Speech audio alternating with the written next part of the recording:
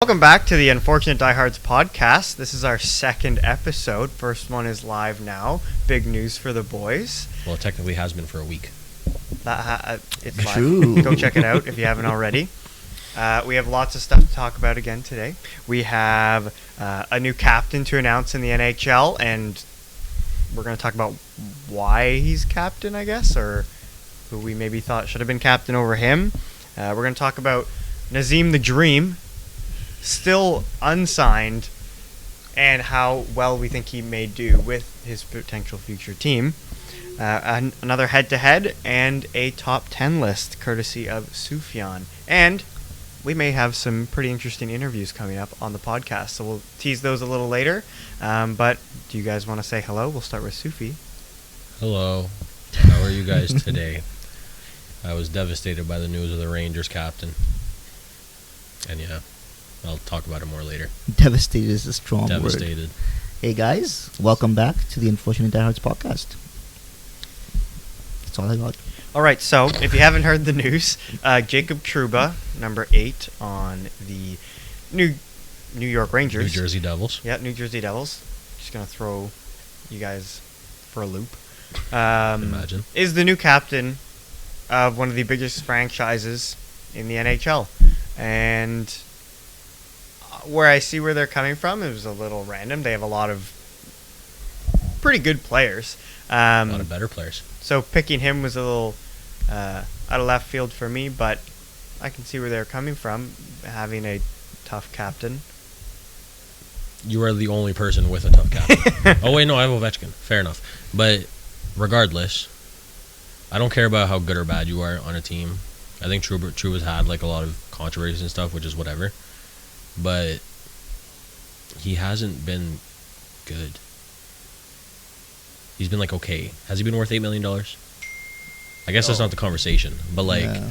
It's just setting a weird precedent for me. And there's just better options. I may be wrong. He might be the best like locker room guy in the NHL that we don't know. But who was that from? Can You gotta tell us silence now. that? You gotta tell us now. It's not gonna even. Which gal? It's Janaid. Oh, okay. Well, Shout out to Janaid. Shout out. Our She's future, really cute. our future F1 correspondent. I'm gonna cut this part anyway. I'd love this part to stay in. Be a clip. It will be a clip. Anyways, I don't know. I think DJ Zebad would have been a good captain. I think, controversially for him, Adam Fox would have been a better captain. I think. I mean, he really wanted to play in New York. So Yeah, he this really, man wanted to play more in New York Yeah. than any player ever. Adam Fox is New York. Shesterkin could have been the captain. Henrik Lundqvist could have been the captain, but like, just there's a lot. Give me Ryan Lindgren over Trouba. No, I'm kidding. Well, I don't know. For me, it's the same thing. I mean, what? I'm not like. I'm devastated. I don't know. That's why. I don't know. I just don't like Trouba. Yeah, I mean, I don't know if I'm a huge fan of Trouba himself, but like, I don't know, like, what's he like in the locker room? Do we know anything about him in the locker room? No, and I think that's the issue because I have a very opinionated notion about this, but I don't actually know what he's like. So he could be like an amazing captain. Artemi Panarin disagrees. I don't know if you saw the. Well, didn't What, really? I swear like a year or two ago? Did you not see that video of Artemi Panarin? Yeah, I did. But That was didn't you hilarious. see a couple? I think No, it was what a did he year say? ago. What did he say? Oh, he just made a joke saying like, "Oh, what a great choice, but I would have been a better choice." It was just Panarin being funny. Okay, he was just being funny. Yeah, Alright. yeah. But I'm pretty It's sure a cute. year ago they offered it to Panarin. He said he didn't want it. Yeah, I think that's why he was making a joke though. Yeah. So some guys may not have wanted it. Mhm. So I think like yes, there are better players absolutely on the New York Rangers. But I kind of understand where they were coming from if other guys didn't want it, and you have people like Kreider's been there for a long time, but to me he's not like, I don't know, I don't see him as like I a think- captain in the NHL. Where like But Trouba, you think I think he see makes more Trouba- sense than Kreider. I think Kreider makes way more sense. I totally forgot about him, so I guess that Kreider's gonna score like 15 goals this next year. Yeah, I don't care about that. But 15 goals, whatever. Trouba contributes less than him anyway, and just lays out controversial hits, which makes people think he's tough. I have to agree that I think Kreider is a better choice. Yeah, like, Yeah. and he's been there for longer. Yeah. He's put up not 52 goals every year, but he's put up decent numbers every year. He's not going to score 15 next year. He's still going to be on that first power play, so he's going to score like 25, 30, whatever. Yeah, 15 was But- sarcastic. What's his contract though? Trouba? It's bad, but it's better than Trouba's. No, I mean in terms of what's left in it. He signed long term like a year or two ago, didn't he? Like it's not. And I don't think. It's a 7-year contract. You Yeah. signed it in 2020.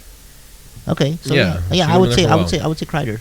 I would say Kreider's the better option. Yeah, I think there were a ton of options. So it was just like, Lafreniere. Get out of here.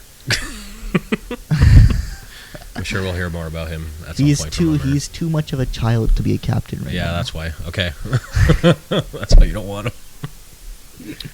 so yeah, it was, I think there were a ton of options on the team. I'm not saying it's an awful pick, but it was just like looking at other teams and who they pick for captains. It was a little interesting. I think they're a really good or up and coming team as well, almost you could say, even though they were decently far because their core is so young. Like I know they have like Zibanejad and Panarin who are probably like Older. in their prime, but they have a lot of players still getting better too. So maybe he's Trouba is not a one of them. leader in the locker room or Yeah. whatever. So. I mean, at this I- point, I think it's pretty obvious that he is a leader in the locker room. Yeah, right? I Just think because, they have to. But Yeah. regardless, I'll probably have enough people mad at me from Crosby. So like, I will say that like, if you are a Jacob Trouba fan, I'm sure he's great in the locker room, and this is why this was made.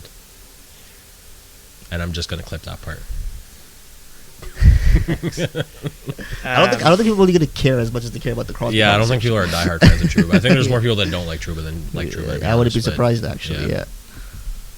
Anyways, But speaking of big contracts, there's someone who hasn't signed their big contract yet. Nazim the Dream, I do have Nazem some Kadri, news on that though. insider information.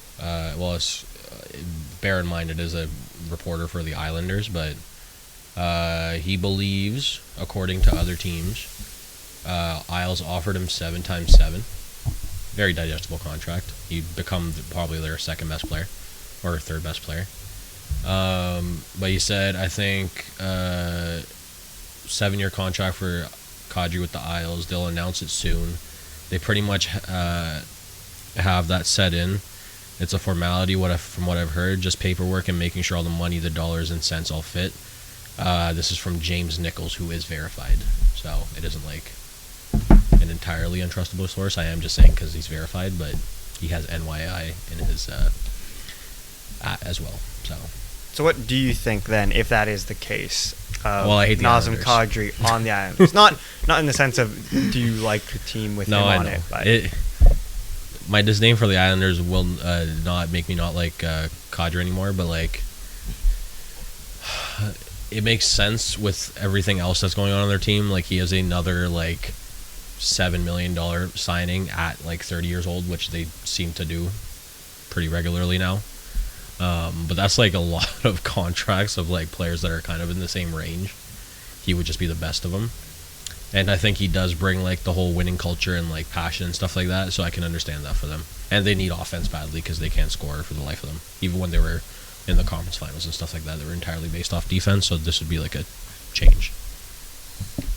well, Barzell's what, RFA next year? Mm-hmm.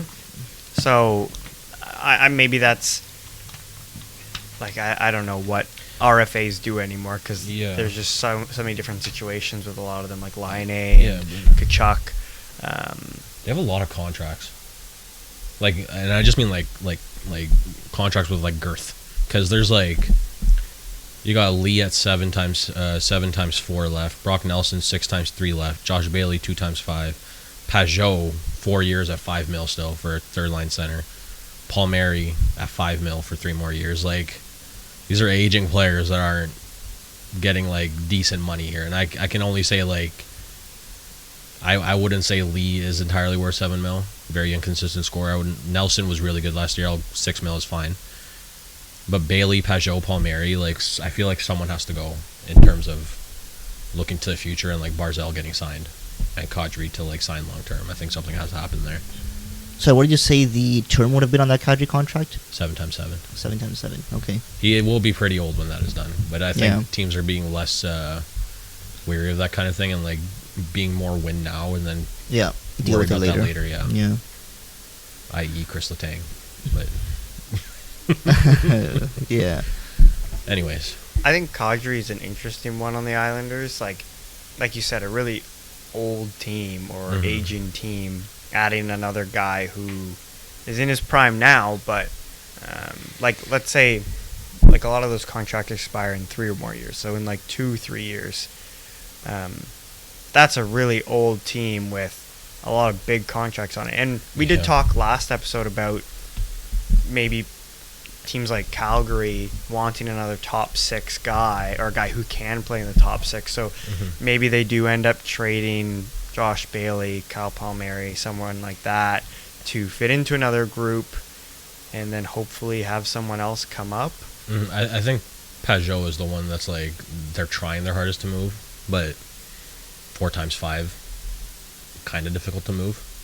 And the other thing is, like, they still have to sign Dobson and Romanov right now, and I think they both have contracts coming. I think they're just announcing them or something. The same guy said that. Islanders did that last year too when they signed Chara and Parise. Yeah, they essentially agreed to contracts but didn't announce them until much later. So and they could have Kadri already. You never know. The decor is solid. Like and Pelech and Pulock are actually signed to like team friendly deals at this point. 27 they're signed for like ever at 6.1 and 5.7 for top pairing defensemen is insane. Their overpaid players are just all 30 plus and on offense. So like that top 6 would be like Barzal, Lee, Nelson, Bailey, Kadri, and then like Beauvillier or Palmieri. It's just not very bad. It's not bad, but it's like, Yeah. It's not like It's not over the mind-blowing or past couple of anything, years. I'd say Barzal isn't always necessarily a game breaker. He's been can be I good. think. Yeah. But you'd probably want someone there like just an example, like 'cause he's becoming a free agent, like Patrick Kane or something like that would really. Yeah. It will be interesting to see Barzal under a new coach, Yeah. just to see if there's anything else there that comes Was out. Trotz there last year? I can't remember. Yeah, He was. Okay. So he's up this last year. 2 years, if you see any drop off from Barzal, I want to see what it turns out to be this year with a new coach. I Just do because we understand know the that. Trotz system. I right? do But understand that. It's just like there were players that did get points and stuff and like very well offensively in the Trotz system. Yeah, for sure. So I mean, Ovechkin still did it. Ovechkin still did it. I think Kuznetsov had like one of his better years with Trotz there. So I don't know if it's necessary. Like I used to say that a lot. Like when Trotz leaves, Barzal's gonna thrive and like score 90 points or whatever. But I don't know if that's necessarily true. Like 2017-18 was Kuznetsov's best year with Trotz there. He had 27 goals and 56 assists and 83 points. Barzal hasn't really been past what, like 65, 70 since his rookie year. Yeah, but I think also last year, like there were really no weapons with the Islanders last year in terms of scoring. He had 85 points his first season, then hasn't gotten over 62 since. Yeah. Who, Barzal? Yeah. His first year was when? 2017, 17-18. Or 17-18. Caps Well, he Cup played year. 2 games, 16-17, but And Trotz went there 2019, right? Well, 2018. Yeah, the year literally right after we won the cup, and then went from 85 to 62. So, Yeah. could be a correlation there, but there's also the Tavares factor in New York in 2017-18 when Tavares was good, because that was the year that him and Tavares played together. Yeah. Barzal was a second line center, easier matchups, etc. Yeah, true. Next year he becomes a full-time center. Hardest matchups. Team offensively around him wasn't good either. So, and it A more hasn't been good defensive for system. years. Yeah. Because up until Trotz came, I would say Islanders were pretty offensive minded. Yeah, Yeah. and they didn't succeed until Trotz came. Exactly. The thing is, they were very committed to like the let's just play defense, no offense for like 5 years or 4 years while Trotz was there. Last year, people figured them out, and then they just like clogged up the zone on them, and like they had 0 chances. But last like year they zero also had ability like no generated. option apart from just trying that. and they had Bro, tons but of the- injuries. Yeah, so No, many I understand that, but injuries, like they've yeah. had the same team for a while now. So Yeah. that big of a drop off, I also do think it's teams figure them out. It isn't just like because they still had the exact same defense, and like their goaltending was better than it was in years. So the fact that their offense wasn't producing, even when all like the players were healthy and got healthy and stuff, I think it speaks to people figuring them out. But if I'm not wrong, they picked up in the second half of the season. First half is when they dealt with all the injuries and they were drowning. It wasn't that much of a difference though. It wasn't enough to like make them any more scarier. Well, because at that point they were out of it already. So they were already out of it after half a season. And that first half of the season is when they dealt with all their injuries. Like, they had no one. So I don't know if I don't know if the who was Trot injured last year? I don't. was it Barzal was gone? I think they were hit with COVID early on. Yeah. Had like Barzal had literally like 10 guys out. Barzal basically played the full year. Yeah, Some and nine then games. later on, I don't have the list. I'm sure you could pull it up, but Yeah. they definitely had like a ton of guys, not missed the entire season, but like 10 I don't games know, at a bro. time for each of them. It was definitely a lot. I'm not saying they would have made the playoffs or anything, but it was weird for me to fire Trotz with so much success, especially with like a lackluster team, you could almost say. It So- just seemed like most of their players played a lot of games. Like Nelson, Barzal, Lee, Bailey, Pajot, Parise, Beauvillier, and Wallstrom all played over 70 games. Palmieri played 69. So it must have been like everyone went down for 10 games at the same time. Yeah, it was either same Yeah. time or like one right out or two at a time or something. I like think that. it was it was the like COVID they thing. always But had again- someone but out again- too. Like, if it's just one of those players out for a little bit, I don't think that's that much of an effect on the team. But I think it was a couple at a time every single time. Exactly, but I don't think if you take like Bailey and I don't know Pajot out at once, like it's not going to be that much of a. But if you're a team that struggles to score anyways, you're taking two Yeah. guys that could do something over other guys. It makes it even worse. Maybe. Like you're bringing up an AHLer to then play in that system who has then no chance to score really. But I do think that they have a lot of middling players regardless. Like I don't think like Bailey, Pajot, and all those guys are that exuberant offensively. Where if they had a full team healthy, they would do that much anyway. Maybe more than other guys, but I do think that there's a lot of younger guys that they probably could have called up that maybe played better than they did. Yeah, I'm not disagreeing with you. Like it's a very unique team to any other team in the NHL right now, in my opinion. If you're like the Tampa Bay Rays, you guys wouldn't understand that, but I think people would. Well, my other question would be, and we'll go to Omar first. Let's say he signs in with the Islanders, or if you want, you could say maybe he re-signs with Colorado because we're not 100% sure yet. Yeah. So you can pick whatever team you think he may re-sign with or sign with. So last year in 71 games, he had 87 points, 28 goals, 59 assists. His career high before that was 61 points. What do you think his stats will look like on either a new team or after signing another contract? Because a lot of guys, coincidentally, do also have career years on expiring contracts as well. Where do you think he's going to go first? I mean, I think he's going to the Islanders. Okay. But if I'm answering that question in terms of the hypothetical, if he stays in Colorado, I could see him hitting that point, that range again. If he stays in Colorado, if he goes to the Islanders, I don't know. I'm thinking a drop off, but I don't know how much of a drop off. And I don't know if he'll hit 87 points again. I think that like if he goes to the Islanders, which I do believe that he's going there. Yeah. I'm going to trust my source here. This random guy on Twitter that I don't even follow, low key. But I think he falls into like a 65 point range. Yeah, I don't know if it's gonna. Yeah, that's Yeah. what I'm not sure if I could 'Cause- see him maybe hitting the 70-point mark. Maybe Yeah. he has the skill to do so. I Yeah. think it's also just like the team around him. Like you're going from like Rantanen and Landeskog and Nichushkin and Burakovsky as your wingers to Anders Lee, Nelson, Bailey, Palmieri And so was They're Kadri all- injured last year? for a little bit. Yeah, And- so he and missed also- 11 games. He missed but 11 games. and then okay. also the playoffs too. Yeah, he also was on the first power play unit in Exactly. Colorado too with Yeah. this guy named Makar. I don't know if you heard of him. Actually, but interesting to pretty good at see. hockey. And that's the thing though, like he's going to be on the first power play in the Islanders. It's not going to be the same thing. Like it's a lot of middling players. Anyone that goes there that is still middling, I don't think is going to outperform the guys that are already there. Like I think he's going to be in the same Brock Nelson, Anders Lee range at that point. Brock Nelson, by the way, Loki had an amazing year. I didn't even realize. Like what did he have last year? 37 goals and 22 assists. The heck? What was his shooting percentage though? Who? Like 70. Don't need to answer that question, bro. Come on. Wait, I'm just gonna look at this. I'm not So, gonna look at percentage. I'm gonna say, just to be different. Let's say he signs in Colorado, goes back for similar money. Maybe they trade Girard to make room. I think he probably gets around 70 like maybe not a 60, but like pushes 70, especially being on that first unit. I don't see him getting 87 and 70 again. But I could see him being around kind of point per game, maybe just under, still having like really good years. But with the Islanders, I think if that is the case, I agree with like probably somewhere around 60 points. Yeah. Just because of different systems, different players around him.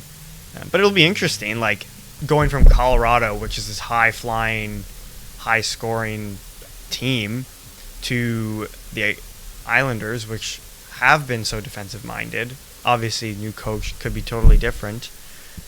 It'll just be a very interesting scenario, I guess. A couple things. Sorry. Go ahead. Kadri on Islanders would be very similar to like his early Leafs days. Like where he's like focal point of the offense for the most part, isn't surrounded by the best talent. Like he had Kessel. That was it. Tyler Bozak, Lupul, those kinds of guys. And I think that's very JVR. similar. Yeah. Very similar to what we're seeing here in the Islanders. Other thing is I also don't see for the Islanders' sake, I hope they don't actually I don't care if they do this. I don't like them. But if they switch to a more offensive style, I think it's actually going to hurt them more than help them because they've kind of built their team around this whole defense-first mentality. A lot of these players are defense-first guys, regardless of which team they're on. If they switch to a full offensive thing, I don't know if these guys are going to improve and like hit like 70, 80 points, and how much that's going to hurt their defense as well. I don't think it's going to be that beneficial to them to switch their style completely. So, how many points do you think Kadri had on the power play last year? On the power play? Yeah. Damn, I should know this. Of his 87, how many do you think were on the power play? Imagine I just had his page up. 21. 25. 25 points on the power play? Mm-hmm. He had 29. Wow. 25 of 87. Or 29 of 87. He had 20. So That's 30. that's a good... 57 points. He had 8 goals and 21 assists on the power play. Bro, that bodes well for him then, because like, Yeah. how many points is that even strength? I don't know how to do math. But you did have first line center So with that Brandon is- and Landeskog But- for a So long we have to 20, understand 29, too.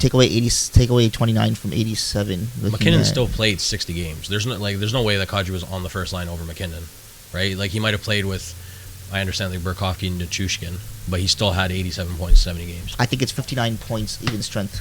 That's Yeah, insane. that's right. Yeah. Right? Yeah. Go to the Islanders, that's going to drop to like 10 power play points. He ends up with 70 points. No, 58. 58? It's 58? Yeah. Yeah, 58 points, yeah. Math pod. We're all wrong. It's like 70, and I'm like, Yeah. All right. Well, we're going to move on from speaking about him for so much. So we have another top 10 list Oh, from Sufi. So we went over the centers last time, then had a head-to-head about some centers. So we're going to go over Sufi's top 10 left wings list in the NHL right now, and then we're going to discuss that and have a head-to-head over some. Okay.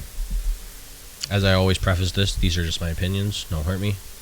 I'm going to start with the honorable mentions this time because I just forgot about them last time. Kevin Fiala, newly appointed Los Angeles Kings player, had 33 goals, 52 assists, 85 points in 82 games on Minnesota's second line. Very good season for him. I can see him getting close to that this year in LA, especially if he plays with Kopitar instead of whoever it was last year, Joel Eriksson or whatever. Gabriel Landeskog, pretty much very consistent throughout his career, 59 points, 51 games, often injured. Pretty much the only reason that he's like falls short of this list.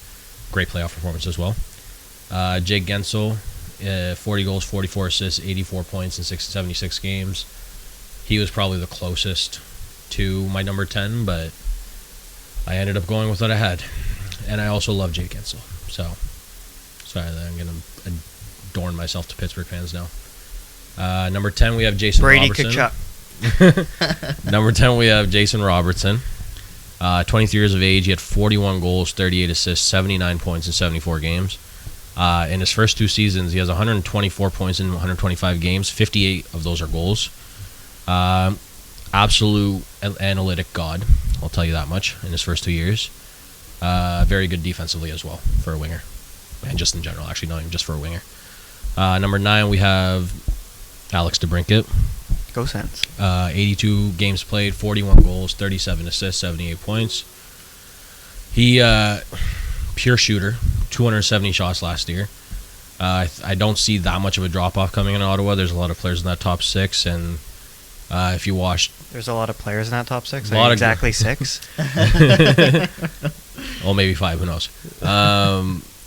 And... Oh, I just got that. Oh, I just got that.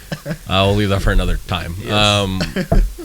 But 41 goals, and I think people think that Kane creates a lot of his plays, or created a lot of his plays, but it was very much not the case last year. And if you watch my article, if you read my article, I put a highlight that shows him creating by himself, and he did that a lot last year. Number 8, we have Philip Forsberg. Played himself into a massive contract. 84 points in 69 games, 42 goals.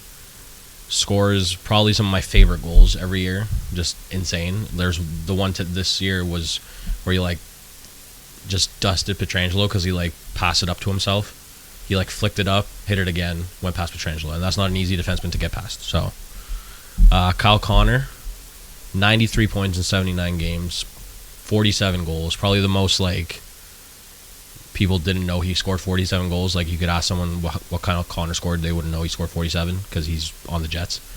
And he's only making $7.1 million for a 47 goal scorer over the next 44 seasons. I don't think he's going to hit 47 again. Who knows? Maybe he will. But he produced like a $9 million play last year, and he is second in even strength goals since 2018-19 among left wingers. Artemi Panarin at number 6. Should have been captain of the Rangers.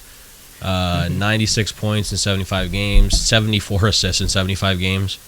Just an absolute god on the power play, which also is why he's a little lower on this list, because he has been criticized for his lack of effectiveness this time at 5-on-5. But for the most part, he has been a really good even strength player. Like, since 2015-16, he's first in even strength points. Yeah, last year he was heavily criticized for not being good at 5-on-5, so I could see a bounce back this year. Number 5, we have Alex Ovechkin. Definitely not my favorite player. 90 points in 77 games. Yeah, just lies about his stat. He's my favorite. He has like 130 90 goals, goals 80 assists. 90 goals, 77 games, 334 shots. I don't need to say too much about him. 50 goals at age 36 is insane, and he doesn't look like he's stopping. He... since 2017-18, which is his age 32 season, he is amongst left wingers. He ranks first in goals, first in even strength goals, first in power play goals, first in shots, fifth in points, sixth in points per game, fifth in even strength points, third in power play points, and first in average time on ice. I think the average time on ice one is the most impressive because he's 36 years old. Number 4, we get into the top 5 here, where I've changed the order of the top 4 like 18 times now, and I actually did that like right before this started. Number 4, we have Johnny Gaudreau. His stats last year make it sound like, how is he not like number 1? But 115 points in 82 games. The only problem with him is, like, year to year, he's had so much up and down in his points. Like, if you look at his seasons, it's like 80, 60, 80, 60, 80, 60, and then now he has 115. Contract year, again, who knows? But I don't see that much of a drop-off playing with Columbus. I see like a 90-point season coming maybe with Laine, and maybe he scores a ton of goals. But yeah. Third, we have everyone's favorite player, Brad Marchand. 80 points in 70 games, 32 goals, 48 assists. A little bit of a down year offensively compared to like his last few years, but he's had some insane stats. Since 2016-17, which is like his first 80-point season, he ranks amongst left wingers first in points, second in goals, third in assists, first in points, or points per game, third in even strength points, first in shorthanded points, and first in game winning goals, and first in power play points. So many firsts, and he's third on my list. Jonathan Huberdeau comes in at number 2. A lot of talk about him this offseason. 115 points in 80 games. In my mind, is the best pure playmaker in the NHL. Pure playmaker. 85 assists in 80 games. Hard to argue that. but it's just the way that he does it kind of quietly, and like I don't think people know about how good his skill level is because he's been playing in Florida, and I think it's going to come more to the forefront playing in Calgary. I think people have taken him for granted a little bit in Florida, so I'm excited to see what he does in Calgary. And number one, we have only in his second season and finally back in America, Kirill Kaprizov. 47 goals, 61 assists, 108 points in 81 games. For me, he entirely changed a franchise around and turned them into a more exciting team, which is incredibly hard for the Minnesota Wild, and he's their most exciting player in a long time. In his first 2 seasons, he has 159 points in 136 games, and he just has scored amazing goal after amazing goal, amazing play after amazing player, and his like skating ability is one of the best in the NHL, and it's not because he's just like fast. It's like one of the most unique skating abilities in the NHL. Like the way he like opens up his hips and stuff like that is insane and kind of hard to comprehend. But yeah, that's my list. Again, like a solid list. Yeah. Like there's so many good players, and like for example, like Matthew Tkachuk is listed as a left wing, but he played right wing The whole year. Yeah. So if you didn't put him on the list, understandably. I did have him on. I had him at number 5 on this list, but I think he actually comes in close, like around the same on my right winger list. I think he is number 5 on my right winger list. So a little precursor. Spoiler. Yeah. But yeah, no. Honestly, there's like the top 13 for me for left wingers is like very interchangeable in like sections. Like I think 1 to 4 can switch a lot. I think like 5 to 7 can switch a lot, and then 8 to 13 can switch a lot. So I think there's a lot of preferences being played here, and like there's going to be a difference of opinion for sure, but I tried my best with non-biases and stuff. That's why I have Ovechkin at number 5 and not number 1. So, but yeah. Do you have any notes about that list, Omar? No, it was good. I mean, I was surprised at first to have see Goodrow 4th, but it does make sense. Yeah, it's honestly just the inconsistency in the numbers. Yeah. Realistically, he's probably played the same, but I don't know. His if you look at his stat page, it's kind of weird. Like the discrepancy in points is kind of wild. It's like I think he has a 99 point season in there somewhere, and then like a 60 or 59 point season. Like look, his point totals 64, 78, 61, 84, 99, 58, 49, 115. It's like the consistency isn't there. And like looking at lists of other people like Chris Kreider, but he had such a insane season for a player who I don't even know, had he hit 30 goals before that? Like, did he? I don't know. If he did, like he had 25 power play goals. Like, yeah, the power play goals were if insane, you bro. just looking at stats from 1 year, you're like, wow, this guy must be insane. But he It's 228 goal seasons. Yeah, so this guy essentially doubled his goal total in 1 year. So I'd be surprised if he even got close to 40 next year. There are a lot of young players as well coming up. I unfortunately, there's like the Ottawa guy and Brady Tkachuk who could potentially make a push For 40 goals? for this list. Like at least for this at least list. coming in the honorable mentions. Yeah. But I do think there's a possibility there if he has a big year. There are some other players as well. This list is like kind of ever changing. Like I'll probably change it tomorrow. So or like before I release this article. So we'll see. Okay, so we talked about the list, and being on the topic of left wings, we have a head-to-head. So Sufyan and Omar don't know the two players that are going head-to-head. I changed it around a couple times. So we're going to, similar to the last episode with Crosby and Draisaitl, we're going to pick which player we'd rather have on our team. Fully healthy. Fully healthy, yes. So the two players today... They're injury prone. I'm not taking them. The two players today we're going to go with are Jonathan Huberdeau, new Calgary Flames guy, and the liquor, Brad Marchand. So Brad Marchand and Jonathan Huberdeau, who would you rather have on your team? This coming season. this coming season, disregarding injury, because Marchand's supposed to miss a bit of time. Is the pretty sure he had like hip surgery. Yeah, he's gonna miss like a couple months. Yeah, he had that last 2021. Yeah, I mean, age, but he didn't have as dominant of a year last year. Marchand? Yeah, and it's kind of annoying because before that, like, he was absolutely insane. Like, 85 and 80. Well, it's funny saying, like, not as dominant, but in a full season, he easily would have had at least 90 points. Yeah. But, again, not as dominant as he was before. Yeah. Like, still, that's how insane is it that I'm saying. Yeah, in the short year, he had 69 and 53. Yeah, exactly. Yeah. But who would I want on my team next year? This is actually like hard for me. I did have them 2 and 3. I did switch them as well. They were one of my switches. Would you have 2? Would you have 3 again?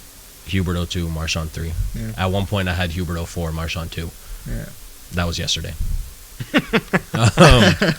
So I think I can disregard my list in this. Like, I'm probably going to be changing that a lot anyway. I think the only things that are going to stay the same is Kaprizov and Ovechkin. Regardless, what is your opinion? Because I don't have one right now. I like both these guys. Well, like. Or if you don't have one, I can go. This one's tough. I don't know if I have a full one yet. You've made this annoying.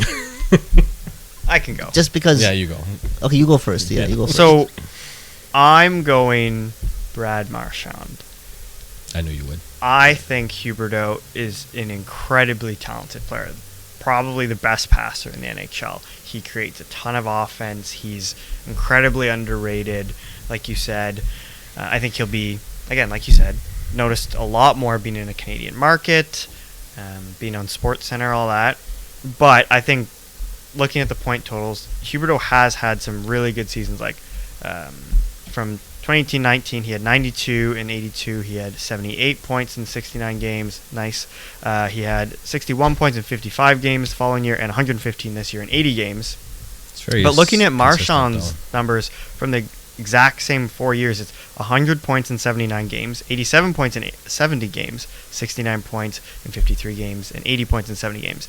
So it's not really far off, like, totals-wise. And even before that, I know Marchand's a bit older, but back-to-back 85-point seasons from Marchand, and in the 17-18 one, he had it in 68 games. Like, that was probably another 100-point season for him. Yeah. Well, that was the year he got suspended 13 games.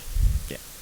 So, it happens. I don't think there's an injury concern for Marchand as much as a suspension concern. So I'm taking it as Marchand has played with Bergeron a lot, and they play a lot of penalty kill. They play in important minutes. I don't know if Huberdeau's that guy. I don't think you're not that guy, pal.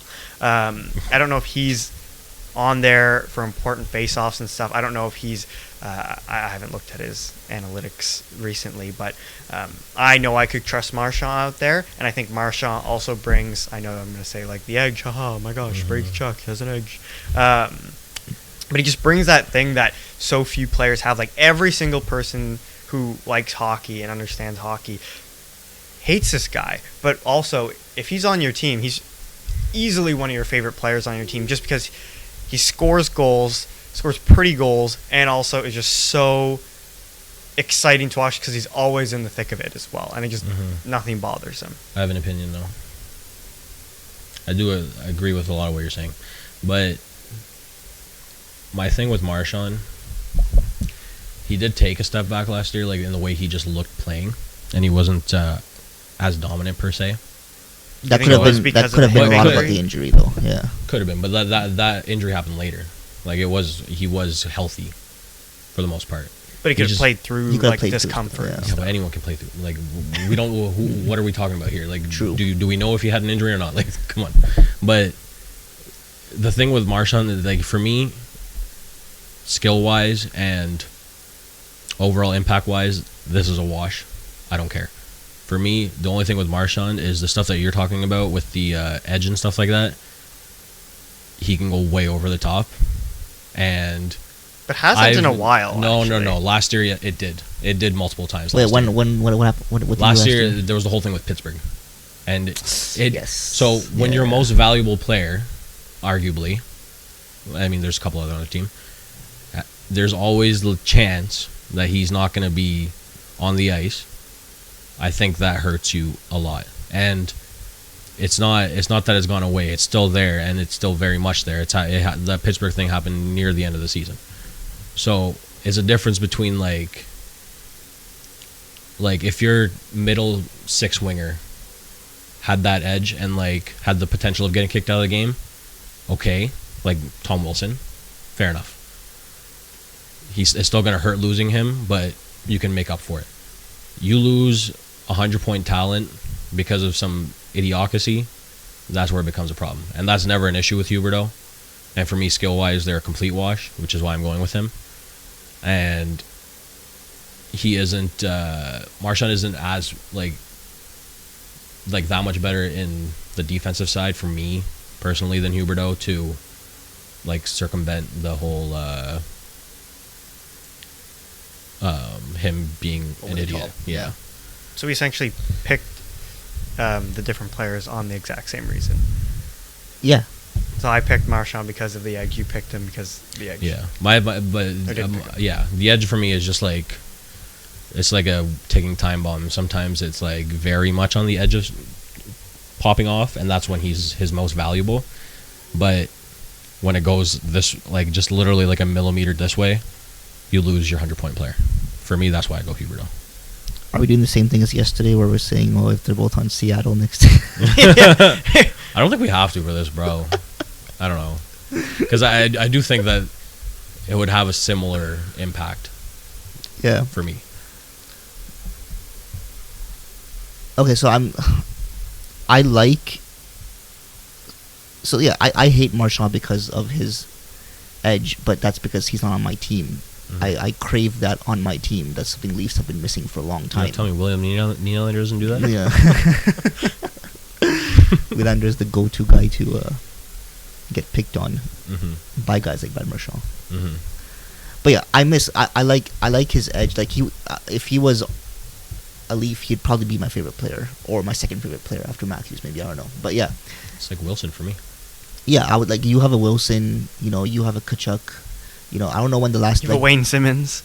Is he still there? I don't know. No, I don't think so. Yeah. Oh wait, no. He's not. No.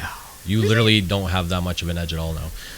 But we never even with Simmons he didn't play enough to provide that edge. But I don't even mean like just some guy with edge. I mean a guy with edge who is literally a good player. No, like, he's signed this year for $900,000. I had a feeling. But anyway, issues. Like Brady Kachuk, the guy gets in your face. He has that edge, and like, as much as I may think, he may be overrated, but he still puts up his points and he gets his goals. For me, Kachuk isn't overrated. He's overpaid. I think he's rated. Yes. Yeah. True. I would agree with that actually. But I think maybe even, I know this is not part of the head-to-head, but by the end of his contract, especially with what players in the salary cap may be, that contract may be perfectly fine. For me, I think it will be. I've said, I agree with that. It's just, and there's a lot of contracts similar. My thing is, I think his trajectory is kind of Jamie Benn-esque, where you have like in the middle of that contract, you have like 85-point seasons. But then I think that for a player of his type, the fall is a lot harder.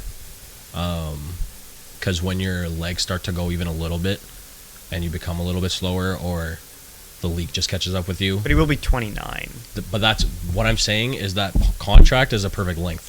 Jamie Benn's contract didn't come until the middle part of his like success, so they gave him a ton of money, ton of term, and now we're seeing what he's like in his early 30s. What I'm hoping for Sens fans is that Brady Kachuk ends up in the downturn like right at the end of that contract, and then they can sign him to like like a 6x5 or something for the rest of his career. Regardless, what was your opinion? So you're going. But anyway, if I'm not mistaken, I don't think I'm forgetting anyone. But the last time that I think the Leafs had a guy who had an edge, and also was a good player, like legitimately like could put up points and stuff. Darcy Tucker, maybe. Phil Kessel. I don't know. I can't think of anyone else in the last. Was Matt Sundin tough at all? Matt Sundin wasn't the guy with the edge. No, you he know, wasn't. like I'm talking. Yeah. So Doug Gilmore. we haven't had anyone like that for so long. So that edge, like a Marchand edge, whether he takes it over the top a bit, like take it. Actually, you know what? Kadri might count a little bit. Oh, Kadri does Kadri count. does though. count. Kadri counts. Yeah. Counts. Yeah, Kadri counts. But yeah, since Kadri, I would say we haven't had someone like that. But like Kadri, He can go over the top. It's true in kind of different ways, but he goes over the top he has at times. Hey, But I would. Kachuk hasn't taken it over the top, guy. I'm just throwing that out there. He hasn't. Yeah. It's a ticking time bomb. Bam. He's still Yeah. young. He's still young. Kachuk's not even gonna get suspended for something that he did on purpose. It's gonna be him like just running over like Caulfield by accident. I love how I'm just bringing this back to Kachuk multiple times. Yeah. Don't worry. Let's go Um, back to saying bad stuff about him. So, But even that being, even though it looks like I'm gonna go towards Marchand because of that, I weigh that highly in Marchand's favor for me. But that being said, the age is just too big of a factor for me. I have to go Huberdeau. True. Yeah. That's fair. I think also it's different if we're talking about specifically our teams. Obviously, we're talking just like in general. But for the Leafs, I think Marchand would be a better option than Huberdeau because Huberdeau, you have like Yeah. you have Marner and whatever Yeah. Nylander. For my team as well, Huberdeau as well would be a much better fit there. Maybe even for his team. Having Kachuk and Marchand would just be a headache. Because like then then Kachuk is just egging Marchand on, and then you're like, because what the Boston Bruins teammates do is they don't say anything to Marchand while he's doing it; they just let him do it. But if you have Brady like pumping you up, then he might definitely go over the top. Yeah. So I think for all of our teams, it might be Huberdeau. Regardless, in general, for me too, the age plus Huberdeau coming off his best season, and I don't see him slowing down, I would go Huberdeau. Yeah, I have to go Huberdeau as well. Yeah, I'm happy sticking with Marchand. I don't think he's going to slow down as much. Like we said, we can speculate saying, oh, yeah, he may have slowed down a little bit this past year, but it totally could have been. Like I've heard multiple stories of people playing through like discomfort or just didn't feel totally right, or they were kind of used to it, and then after surgeries they feel 100 times better. Like if he came back and had like a 90-some point season this next year, would not surprise me in the slightest, and I'm sure you guys can probably agree with that. But yeah, it's really close, I think. But for me, I had to go Marchand. Yeah, the only thing is like Marchand's also had like 2 major injuries now in like 2 years, so the whole getting right thing, we'll see if he can fully recover from those 2 injuries, and then he's also again injured, so it's entirely speculative that you're hoping that he goes back to 2021 where he's like 69 points 53 games. I mean, he's playing with, like, hypothetically, if he just came back from at the beginning of the season healthy, playing with Pasta on a contract year. Yeah, it would He's bode going to well be for him. trying his absolute hardest. Yeah, So we'll see how his legs hold Yeah. up. Man, his today's hernia. head-to-head wasn't as controversial as the last I know, week. this is very civil. Very civil head-to-head. Give me some other content. well, I was originally had Ovechkin in there, and I was like, so he's Ovechkin going to versus die who? on this horse. It was going to be Panarin, but You I would thought, go Ovechkin too. I know that. yeah. already. So I think that's really close. What's your third one? I'd had Matthew Kachuk, but then I realized you didn't have him on your list anymore. Kachuk versus Huberdeau. That would have been a good one. Kachuk actually, versus too. Marchand. Oh. Oh, can we do that? Ooh, Kachuk We versus still have time. Marchand. So if we count him as a technical left Well, it winger, doesn't even need to be a left winger because at that point we can do head-to-heads of different positions. Yeah. But winger is fine. Yeah. Like Kachuk versus because Marchand. I would say that's kind of like an older and younger version Of of the a same very player. similar player. Yeah. In that case, though, But that one's. Then you're taking age. I'm taking age again on probably- that one though. The age is just not gonna. It's not gonna do it for me with Marchand. for Okay, me though, we could change it to: would you rather Brad Marchand's career or bet on Matthew Kachuk to have a better career? Oh, I like that. But again, for me, I'm still taking Marchand over Kachuk right now because I don't think Kachuk has the offensive ceiling that Marchand has. Are you taking Matthew Kachuk in this scenario? If it's just the typical head-to-head, Typical head over Marchand. Marchand. Yeah, I'm Kachuk. taking Kachuk. But even Oh, if I was gonna take Marchand. I would take Marchand because Kachuk. for me, they're similar types of players in the. Only because of in the- age again. They're similar types of players in the rat sense. Kachuk is actually more physical because he's a little bit bigger. Yeah. But skill-wise, I just think that you have a 100-point player versus a guy that, in my mind, is still an 80-point player. But you have like a 10-year difference. How old is Kachuk? I understand that, but if we're talking just for next season. 24. If we're talking if we're just talking for the next season, for me, it's still Marshawn. Okay. Because I just think he's still a better player than Kachuk. I don't know. I mean, Marchand's great. But I don't know. If you're talking the exact same Kachuk year as last year versus Marchand, then sure. But I just don't think he's gonna have that exact same year. I think it's really close, especially if you are taking age into consideration here, because they're both elite left wingers, whatever, wherever they play. Well, I guess this year he'll probably play left wing with Laine on the right. It depends though, because I think one of my friends that made a good point saying that he just had the best season of his career on the right side. So it's also true. What's the maybe they'll keep him there and bring someone else up. Maybe they have a lot of random players on that team. Put like Verhaeghe on the left side with Barkov and Kachuk. I just said with Laine. That's Gaudreau. I didn't even Don't listen to me. Don't listen to me. Damn, did you know that in the first season of Marchand's career, he had 1 point in 20 games, and he was a -3. Well, he took a while to take off anyway. He didn't take off until when he was 27. He had 37 goals, 61 points in 77 games. His age 28 season, he had 85 and 80, and that's when he just became insane. He took off in 16. Yeah, it was the season after he played on that line with Crosby and Bergeron in he made the that team Cup. though just because he scored 37 goals. Like the 37 goals where he just randomly scored way more than he did before. I think he shot a lot more too. Like he went from mid 100s to 250 in 1 year. I'm gonna be honest, watching him in that World Cup was the first time I realized that the guy has skill. That's fair. I think that's a lot of people though. He actually, I think every year, similar to like Forsberg, scores some of the nicest goals every year, and not even on just on scoring. Well, I guess like that goal against setting Montreal up goals in too. Overtime this year. Goalie came way out. Montreal goaltending wasn't great this year, but goalie came way out. He just like froze him with a leg kick. Ugh, disgusting. Anyways, I love Marchand. Just kidding, I hate him. I think it's close. Like I said, I think Marchand maybe has the edge right now, but like next season, again, could change everything. I'm very curious now to see what Kachuk and Huberdeau do. I think it's gonna be so heavily debated before the season that like in a year from now, someone's looking like an idiot. You think someone's gonna? I don't know. Someone as in like someone in the world, not like. Oh, you mean one of those teams? No, I thought you meant like one of those teams who made out of the trade. It's gonna look like an idiot.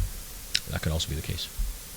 I don't know. I feel like why do I feel like the two of them are gonna be a wash in terms of points on both teams? Like they're gonna be very similar. My things with Florida in general.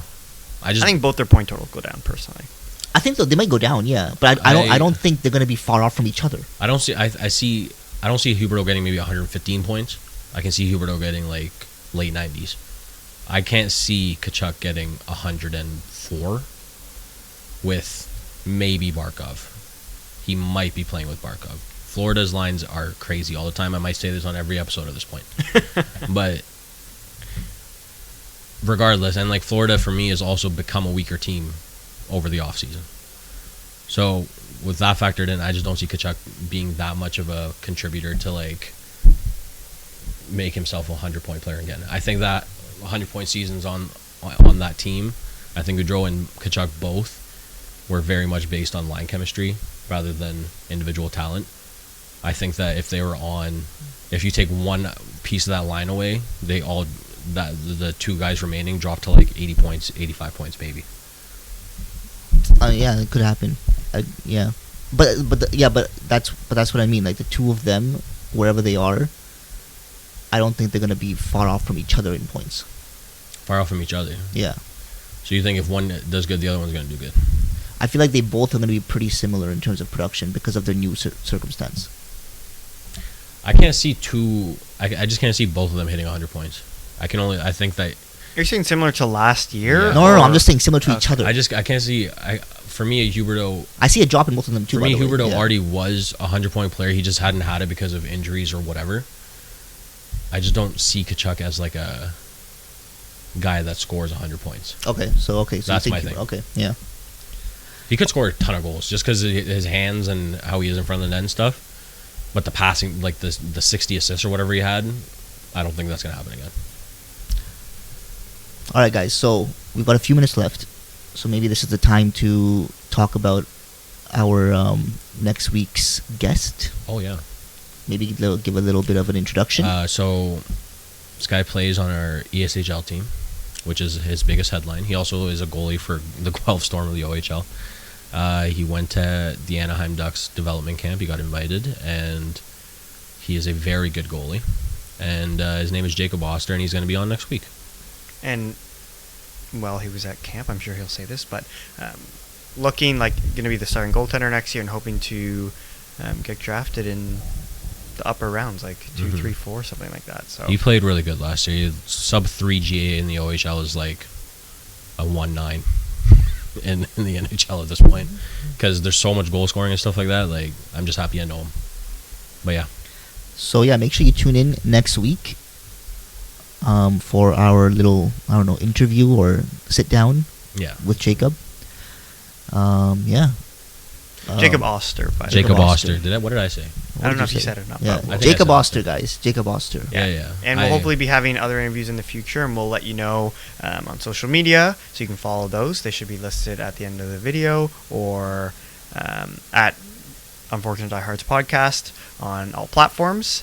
And we'll be adding the podcast to Spotify as well. So you can check that out if that's what you'd prefer. Or should already be on there by now, actually, if I haven't done it. And just like last week, put your comments in, put your choices, I guess, between our head-to-head in the comments, and let us know if there are any topics you'd like us to discuss on the podcast. If there's anything you're interested in, and we can bring it up. If I need something controversial. This is signings, or if you guys have a head-to-head as well, like we came up with them. But if we see some good ones, we can absolutely use them in the future. Eventually, we will need ideas for that. Yeah, for sure. But yeah, remember, like, subscribe. Follow us on Twitter, Instagram. Check out our website, unfortunatediehards.com. TikTok.